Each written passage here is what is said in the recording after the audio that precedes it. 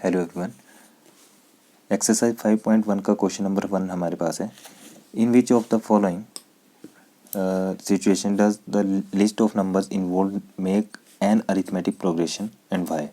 यहाँ पर हमारे पास कुछ टर्म्स दी हैं, वो हमें अरिथमेटिक प्रोग्रेशन बना के बतानी है। ठीक है, अगर वो लिस्ट में आती हैं तो यहाँ पर दिया फर्स्ट पार्ट कि the taxi fare after each kilometre when the fair is ₹15 for the first kilometre and ₹8 for each additional kilometre. ठीक है, तो इस सिचुएशन को आप समझो क्या दिया है। यहाँ बोला गया है कि जो टैक्सी है वो चार्ज लेता है। ठीक है, टैक्सी ड्राइवर जो चार्ज लेता है 1 किलोमीटर का वो लेगा 15 रुपये। ठीक है, और उसके बाद बोलता है कि अगर वो और ज़्यादा चलते हैं तो ऐड करता चलेगा हर 1 किलोमीटर के हिसाब से 8 रुपये। ठीक है, हर किलोमीटर के हिसाब से 8 रुपये वो ऐड करता चलेगा। तो हमें निकालना है यहाँ पे कि जो अरिथमेटिक प्रोग्रेशन वो बनता है या नहीं बनता है। ठीक है, तो करते हैं इस क्वेश्चन को।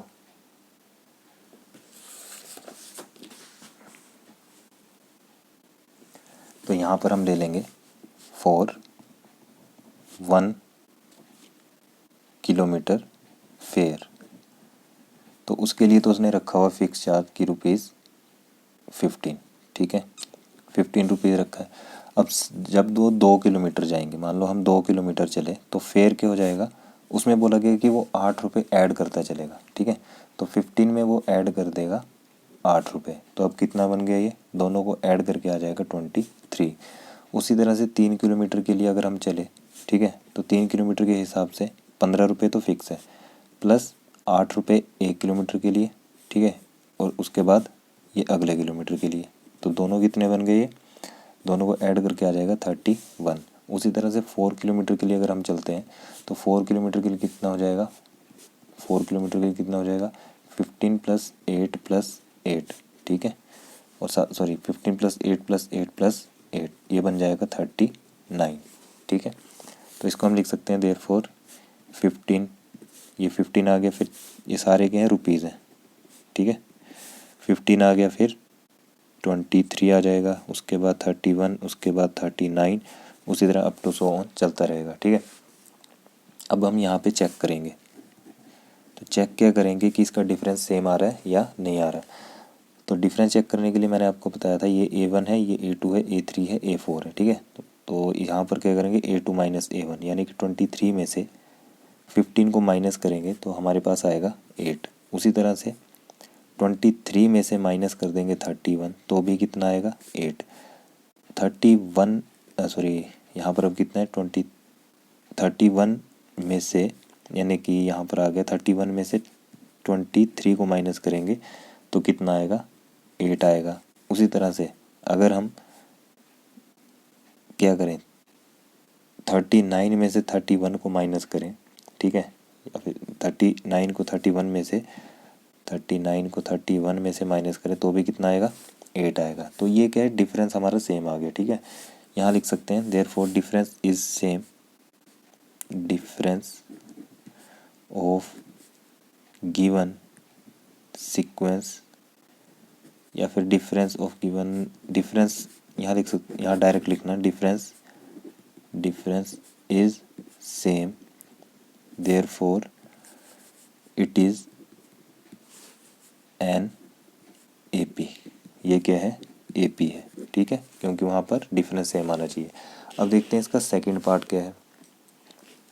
तो सेकंड पार्ट में हमें दिया है कि the amount of air present in cylinder when a vacuum pump removes 1/4 of the air remaining in the cylinder at a time, यानी कि amount of air present in cylinder, एक सिलेंडर में जो है वो कितने अमाउंट में जो वो क्या है, एयर है। ठीक है, अगर हम उसको वैक्यूम पंप की हेल्प से अगर हम रिमूव करते हैं तो 1/4 जो हमारे पास जो एक्चुअल है, ठीक है, 1/4 जो है वो हवा निकल जाएगी। ठीक है, हवा निकल जाएगी, तो remaining in the cylinder eight A time, जो रिमेनिंग रहेगी उसमें से भी ये 1/4 निकलती रहेगी। ठीक है, जो बचती चलेगी ना हवा, तो वैक्यूम पंप की हेल्प से वो 1/4 उससे बाहर होती चलेगी। तो यहाँ इस क्वेश्चन को देखो कैसे करेंगे। मान लो, ठीक है, मान लो कि इसमें जो है, जो हमारी, यानी कि इसमें जो सिलेंडर में हमारे पास वॉल्यूम है वो हम मान लेंगे, ठीक है। बेस्ट एग्जांपल आपके पास 64 का रहेगा, ठीक है। तो let the volume of cylinder, वो मान लिया हमने 64 लीटर है, ठीक है। अब देखो 64 लीटर है, अब हमें यहाँ बोला गया कि 1/4 जो वैक्यूम पंप से वो निकल जाएगी, ठीक है। तो यहाँ पर आप स्टेटमेंट भी लिख सकते हो कि vacuum pump removes 1/4 of the air. यहाँ लिख देंगे हम वैक्यूम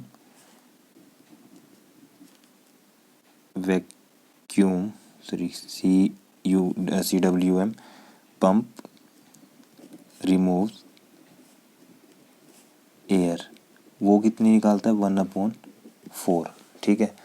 यहाँ पर हमने 64 लिया, तो 64 का क्या करो आप, 64 में से 1/4 एयर निकाल दो। ये 1/4 एयर मैंने निकाल दी, तो यहाँ से कितना बचा, यहाँ पर आ गया कितना 16। ये तो निकल गई क्या, 1/4 हमने एयर निकाल दी, ठीक है। तो ये बन गया कितना 16। अब 64 में से, ये सिर्फ ना रफ काम होगा आपका, ठीक है। यहाँ जैसे करना है इसको, मैंने यहाँ पर आपको सिर्फ बताने के लिए किया। 64 में से हम माइनस कर देंगे अभी 16 को, ठीक है, जो हवा थी, ठीक है, जो वैक्यूम पंप ने रिमूव की 1/4, तो वो बची 16। तो 64 में से 16 को माइनस करेंगे, कितना आ जाएगा 48। अब ये जो 48 आया, अब इसमें से 1/4 हम निकाल देंगे, ठीक है। यही बोला है ना क्वेश्चन में कि जो जो बचती चलेगी उसमें से आप 1/4 को निकालते चलो। तो 48 में से अगर मैं 1/4 निकाल दूँ तो 4 1 ज़ा 4, उसके बाद यहाँ पर कितना आएगा 4 1 ज़ा 4 और 4 2 ज़ा 8, यानी कि आ गया 12। तो नेक्स्ट टर्म के लिए बन गया हमारे पास, यहाँ पर तो लिख देंगे हम कितना, ये जो है इसको लिख दो यहाँ पे 48 माइनस कितना कर देंगे 12, ठीक है। तो इसको माइनस करके आ जाएगा 36। अगले में 36 का क्या कर दो, 36 इंटू 1/4 कर दो, तो 4 1 ज़ा 4, 4 9 ज़ा 36। यहाँ पर तो लिख देंगे 36 और माइनस कर देंगे 9 से, जैसे माइनस करेंगे आ जाएगा 25। इतना क्लियर है। अब हम यहाँ पे क्या लिखेंगे, यहाँ पे लिख देंगे हम कि पहला क्या था आपके पास 16, ठीक है, 16 कोमा 48 कोमा 36 कोमा 25। अब हम चेक करेंगे कि ये सीक्वेंस है या नहीं है, एपी में है या नहीं। तो चेक करने के लिए 48 में से माइनस कर दो 16, ठीक है। सॉरी यार, यहाँ पे सबसे पहले हमारे पास क्या था 64 था, ठीक है, यहाँ 64 आएगा। देन हमारे पास कितना आएगा 48, ये ना गलत लिख दिया मैंने। पहला हमारे पास 64 है, उसके बाद हमारे पास कितने 48, उसके बाद है 36, उसके बाद है 25। तो A2 माइनस A1 करेंगे, तो A2 मेरे पास कितना है 48 है और A1 कितना है 64। इसको माइनस करके आ जाएगा आंसर, देखो बड़ी टर्म माइनस में तो माइनस में आएगा, ठीक है, माइनस में आ जाएगा 16। उसके बाद चेक करते हैं हम अगली टर्म क्या है 48 और ये 36, यानी कि यहाँ पर 48 है और ये 36 है, तो 36 में से माइनस कर देंगे 48 को, कितना आ जाएगा माइनस का 12। याद रखो हम करते क्या हैं A2 माइनस A1, उसी तरह से A3 माइनस A2, बस इस स्टेप को याद रखो। अगले स्टेप में करेंगे A4 माइनस A3। अब A4 कितना है मेरा 25, तो 25 माइनस 36 कर देंगे, कितना आ जाएगा ये -9। तो आप देख सकते हो यहाँ पर डिफरेंस तो सेम है नहीं, ठीक है, डिफरेंस सेम नहीं है, उसकी वजह से क्या हो गया ये कि ये हमारा AP सीरीज नहीं है, ठीक है। Here difference is not same, तो therefore it is not AP।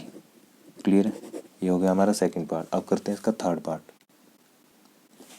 Third part है the cost of digging a well after every metre of digging when it costs ₹150 for the first meter and rises by ₹50 for each subsequent meter। यानी कि एक व्यक्ति को क्या दिया, काम दिया गया कि वो एक कुआं खोदे, ठीक है, डिगिंग का मतलब हुआ खोदना, और हर मीटर की, ठीक है, जो पहला मीटर होगा उसने मान लो खोदा और पहले मीटर की जो उसने कॉस्ट ली वो ली 150 रुपये, ठीक है।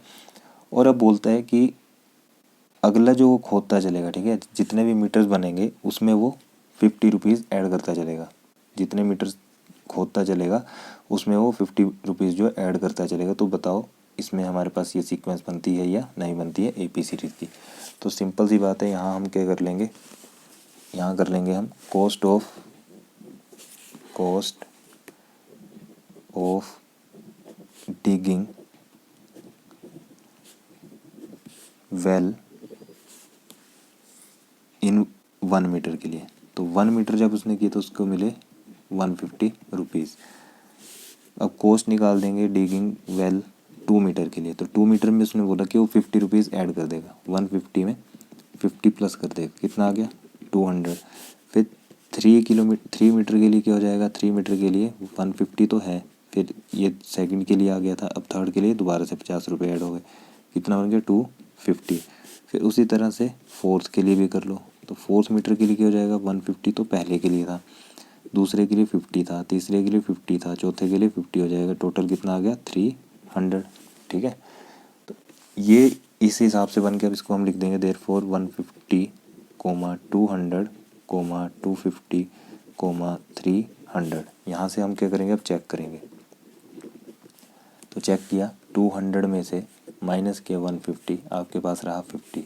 फिर 250 में से माइनस किया 200 तो आपके पास रहा दोबारा से 50। फिर 300 में से माइनस किया 250 तो आपके पास रहा 50। डिफरेंस सेम आ गया। ठीक है, डिफरेंस सेम है तो यहाँ लिख देंगे हम कि here difference is same therefore it is an AP। ठीक है, तो इसकी वजह से क्या हो गया, AP हो गया। अब फोर्थ पार्ट देखते हैं इसका। फोर्थ पार्ट में क्या दिया है हमें, तो ये लास्ट पार्ट है इस क्वेश्चन का।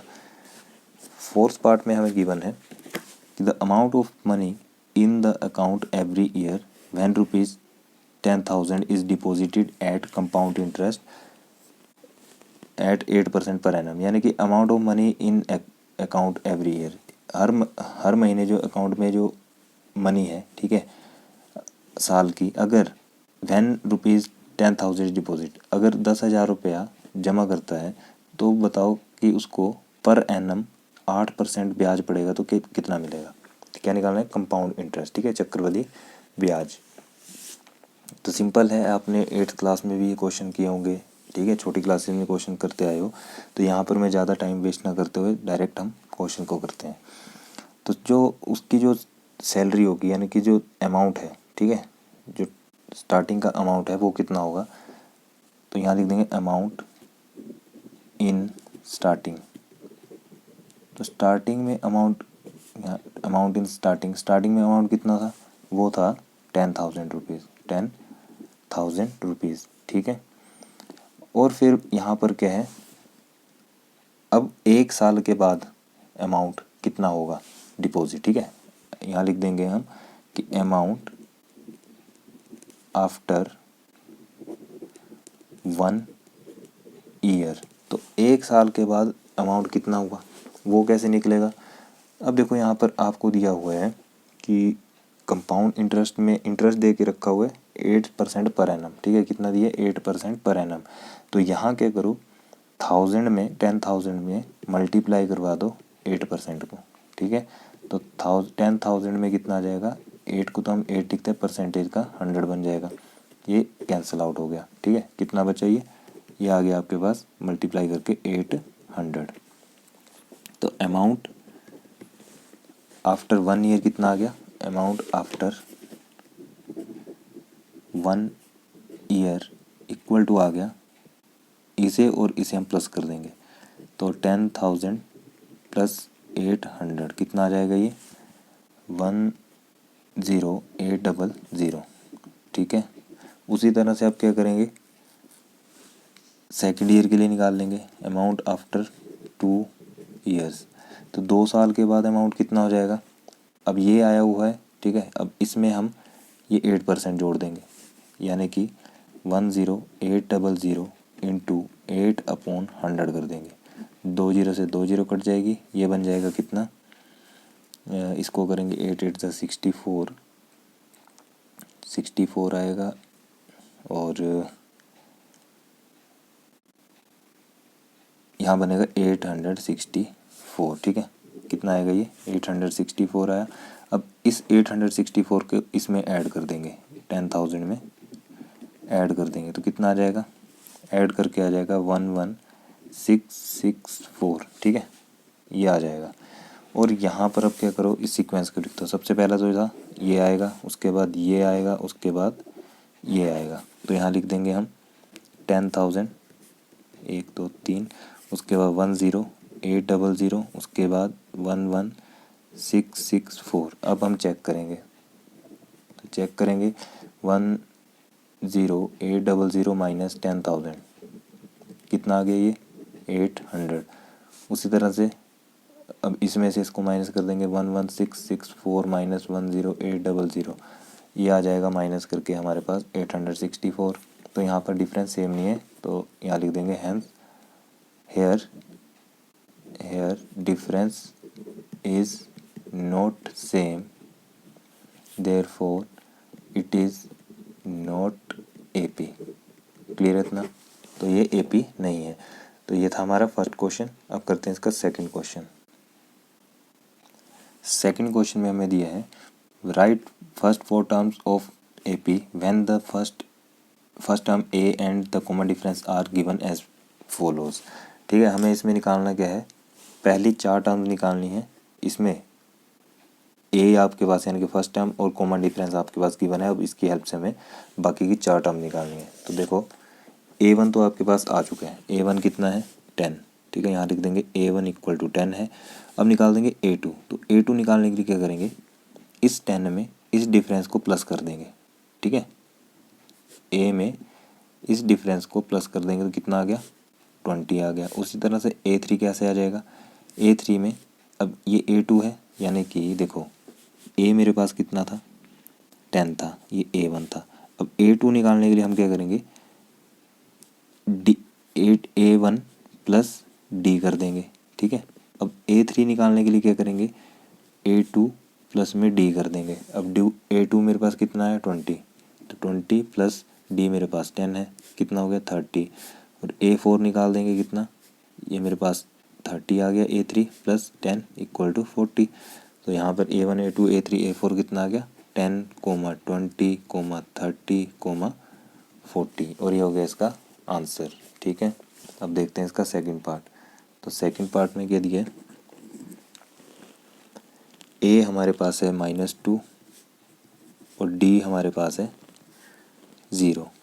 ठीक है, सेम इसी तरह से ये A1 है तो इसको मैं A1 लिख दूंगा -2। अब निकाल देंगे A2। तो A2 में क्या करेंगे, -2 प्लस ये 0 कर देंगे, कितना आएगा, -2 आएगा। फिर A3 कैसे आ जाएगा, A3 में -2 प्लस 0 कर देंगे, दोबारा से -2 आ जाएगा। और A4 कितना आ जाएगा, ये -2 और प्लस 0। ठीक है, बस इस फॉर्मूले को याद रखो, आपका क्वेश्चन आराम से हो जाएगा। क्लियर है, तो ये बन गया मेरे पास -2, -2, -2, -2। सेकंड पार्ट भी कंप्लीट। अब है इसका थर्ड पार्ट। तो थर्ड पार्ट में हमें दिया है, थर्ड पार्ट में गिवन है A equal to 4 and D equal to -3। अब इसे ध्यान से करना, A1 तो आ गया 4, A2 कितना आ जाएगा, A2 आ जाएगा हमारे पास 4 प्लस और ये माइनस का 3। इसको सॉल्व करेंगे तो आ जाएगा 4 - 3 इक्वल टू 1। फिर A3 निकाल दो। A3 क्या करेंगे, A2 minus D sorry A2 plus D, यानी कि 1 प्लस माइनस ये 3 कितना आ गया, 1 - 3 इक्वल्स टू 2। ठीक है, उसके बाद यहाँ पे -2 आएगा, कितना आएगा, -2। फिर A4 निकाल दो। A4 कितना आ जाएगा, अब मेरे पास ये -2 आया, इसे मैं यहाँ लिख दूंगा, plus -3 equal to -2 -3 equal to कितना आ गया, -5। इतना क्लियर है। तो यहाँ पर क्या सीक्वेंस बन, AP सीरीज क्या बन गई, 4, 1, -2, -5। ये हो गया हमारा थर्ड पार्ट। अब देखते हैं इसका फोर्थ पार्ट क्या है। तो फोर्थ पार्ट में हमें गिवन है A equal to -1 and D equal to 1/2। यहाँ भी सेम करेंगे, A1 तो गिवन है -1, A2 निकाल लेंगे, A2 कितना आ जाएगा -1 और ये प्लस कर देंगे 1/2 विच इज़ इक्वल टू, यहाँ पर एलसीएम कर लेंगे तो एलसीएम तो 2 आएगा, ठीक है। 1 2 ज़ा 2, ऊपर आ जाएगा -2 और ये +1, सॉल्व करेंगे तो -1/2 आ जाएगा, ठीक है। अब A3 निकाल लेंगे तो A3 के लिए -1/2 और ये +1/2 एज इट इज़, तो आपस में कैंसिल हो गया, कितना आ गया 0। नेक्स्ट टर्म निकाल देंगे इसी में A4, तो A4 निकालने के लिए A0 रखेंगे और +1/2 कर देंगे, कितना आ गया 1/2। तो सीक्वेंस क्या बन जाएगी AP सीरीज़ की, -1 था, फिर -1/2 आ गया, उसके बाद 0 आ गया, देन 1/2 हमारे पास आ गया। तो ये हमारा थर्ड पार्ट कंप्लीट। अब सॉरी फोर्थ पार्ट कंप्लीट। अब इसमें है लास्ट पार्ट, ठीक है, तो लास्ट पार्ट को भी कर लेंगे। फिफ्थ पार्ट में हमें A गिवन है, A इक्वल टू दिया है -1.25 एंड L दिया है, L इक्वल टू -0.25। अब ये जो L है इसे भी हम क्या बोलते हैं, लास्ट टर्म, ठीक है। AN सॉरी यार, यहाँ ना D दिया है, D सॉरी, D गिवन है, L नहीं है, D गिवन है। तो यहाँ पे A1 तो गिवन है -1.25, ठीक है। तो A2 कितना आ जाएगा -1.25 प्लस यहाँ पे माइनस है 0.25, सोल्व करेंगे इसको तो -1.25, ये -0.25 दोनों को ऐड कर देंगे, ये आ जाएगा माइनस का, ऐड करने पे आ जाएगा -1.50। अब है A3, तो A3 निकालने के लिए इसको रख देंगे अब -1.50 प्लस -0.25, कितना आ गया 1.50 minus 0.25 which is equal to, इन दोनों को करेंगे तो 1.75 आ जाएगा। और A4 निकाल दो तो माइनस का 1.75 यहाँ माइनस आएगा, ठीक है, प्लस -0.25 देन -1.75 माइनस 0.25, इसको हम प्लस कर देंगे, हमारे पास आ जाएगा 2.00। तो आंसर क्या आ गया, यहाँ से फर्स्ट टर्म क्या थी -1.25, दूसरी टर्म आ गई 1.50, तीसरी टर्म आ गई यहाँ माइनस आएगा, ठीक है, -1.75 और लास्ट टर्म कितनी आ गई हमारे पास, लास्ट टर्म आ गई हमारे पास माइनस का 2.00। तो ये हो गया हमारा क्वेश्चन नंबर 2 कंप्लीट। अब देखते हैं इसका थर्ड क्वेश्चन। थर्ड क्वेश्चन में दिया है कि for the following APs right the first term and the common difference. हमें इसमें सिर्फ फर्स्ट टर्म और कॉमन डिफरेंस निकालना है। अब इसमें दिया 3, -1, -1, -3, तो हम इसमें कैसे करेंगे, देखो ये तो बन जाएगी A1, ठीक है, ये बन जाएगी A टर्म, A कितना है 3। अब D निकालने के लिए D हम कैसे निकाल देंगे, यहाँ से तो 1 माइनस कर देंगे 3, यानी कि A2 माइनस A1, तो 1 माइनस हो जाएगा 3, हमारे पास कितना आ जाएगा -2, ठीक है। तो A तो आ गया कितना, A आ गया हमारे पास 3 और D आ गया हमारे पास -2। तो ये हो गया हमारा फर्स्ट पार्ट कंप्लीट, ठीक है। अब इसी तरह से सेकंड पार्ट है, तो सेकंड पार्ट में गिवन है, सेकंड पार्ट हमें दिया है -5, -1, -3, 7 अप टू सो ऑन। तो यहाँ पर A तो हमें पता चल गया कि -5 है। उसी तरह से D इक्वल टू कितना आ जाएगा -1 और ये माइनस यहाँ पे, ठीक है, A2 माइनस A1 करेंगे ना, और ये यहाँ पे भी माइनस, क्यों, देखो सिंपल सी बात है, फॉर्मूला है A2 माइनस A1, तो A2 तो मेरे पास -1 है, ठीक है, और A1 मेरे पास -5 है, तो माइनस तो इस फॉर्मूले से आ गया और ये -5 जो है हमारा यहाँ से, ठीक है, कितना बन जाएगा D इक्वल टू -1 + 5, यानी कि ये आ गया 4, ठीक है। तो A तो आ गया कितना -5 और D आ गया 4, तो यहाँ लिख दिया करो इस तरह से, यहाँ भी लिख लेना कि A equal to 3 and D equal to -2, यहाँ पर लिख लेना A equal to -5 and D equal to 4। तो ये हो गया हमारा सेकंड पार्ट कंप्लीट। अब करते हैं थर्ड पार्ट। तो थर्ड पार्ट में हमारे पास 1/3, 5/3, 9/3, 13/3 है। तो ए तो आ गया 1/3, ठीक है। डी निकाल देंगे, डी निकल जाएगा 5/3 माइनस 1/3, एलसीएम आ गया 3, ठीक है। ऊपर आ जाएगा 5 माइनस 1, यानी कि डी की वैल्यू कितनी आ गई 4/3। तो यहाँ लिख दो A equal to 1/3 and D equal to 4/3, ठीक है। ये हो गया हमारा थर्ड पार्ट। अब फोर्थ पार्ट में देखो, ए तो लग गया पता कि 0.6 है, यहाँ से डी निकाल दो 1.7 माइनस 0.6, तो डी की वैल्यू कितनी आ जाएगी इसको सॉल्व करके। यहाँ पे हम इसको क्या करेंगे, माइनस कर देंगे, ठीक है। तो माइनस करके आ जाएगा हमारे पास ये 1.1, therefore A equal to 0.6 and D equal to 1.1। तो इस वीडियो में हमने किए सॉल्व फर्स्ट 3 क्वेश्चन, ठीक है। 1, 2 और 3 क्वेश्चन का हमने सॉल्यूशन इसमें किया। अब नेक्स्ट वीडियो हम करेंगे इसका जो फोर्थ क्वेश्चन है। फोर्थ क्वेश्चन में टोटल हमारे पास 14 पार्ट्स हैं, ठीक है। तो उनको हम बारी बारी से करेंगे, एक एक करके सॉल्व करेंगे, ठीक है। मिलते हैं फिर नेक्स्ट वीडियो में, तब तक के लिए गुड बाय। और जिसने अभी तक चैनल को सब्सक्राइब नहीं किया, प्लीज़ चैनल को सब्सक्राइब करें ताकि आगे वाली जो भी वीडियोज़ आएंगी उसकी नोटिफिकेशन आपको मिलती रहे। Thank you.